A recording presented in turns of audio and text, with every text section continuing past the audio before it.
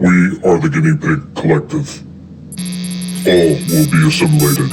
Resistance is futile.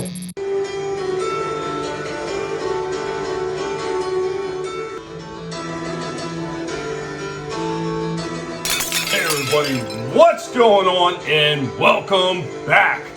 So we got another one to show off here from Neca. The 40 years Iron Maiden Eddie from Aces High. Another really cool looking one. Added this one just like I got the Peace of Mind one, and of course got some of the artwork on the back. Really loving this set. I love NECA's re-releasing this. I wish the only thing that they would do is update the molds. I have no doubt that this mold is not going to be updated. It's going to be pretty much the same thing from 2015. But even then, those molds from 2015 were pretty damn well done, and there's very little to complain about with them. So let's go ahead and get this one out and take a look at them.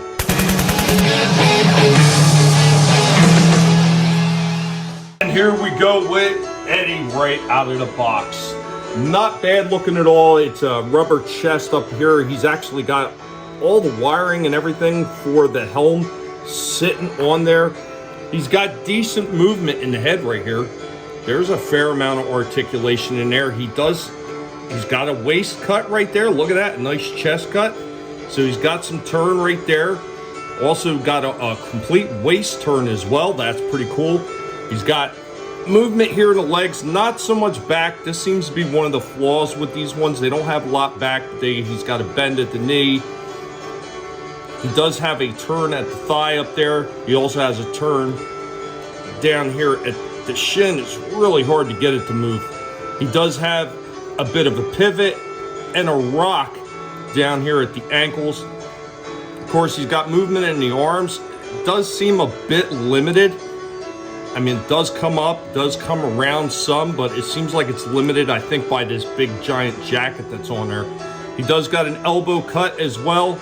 And he's got a turn at the wrist, and there's supposed to be a pivot too, but I think with these oversized gauntlets that are part of the gloves, he can't seem to really bend that in very well.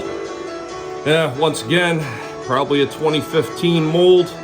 After taking a look at the mold stamp date, it actually says 2021, so it isn't that old. Maybe that's why there's slightly more articulation in this one than there was with the Peace of Mind one.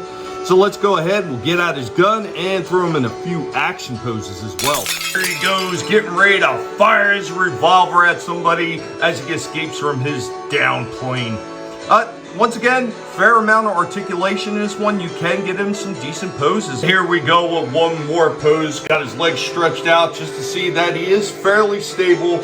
Not always perfect, because sometimes he will fall over if the extension is a little bit too much. Cannot get into a kneeling position is one of the things I hate. And of course, right there, that's where a double jointed knee comes into play, and a very good amount of movement in the top of the hip so you can get into position. But overall, this is a very nice looking figure. The attention to detail is amazing on this one. Like everything, even on the back of the jacket, the wires going around to his helmet and the harness and everything, like that looks fantastic.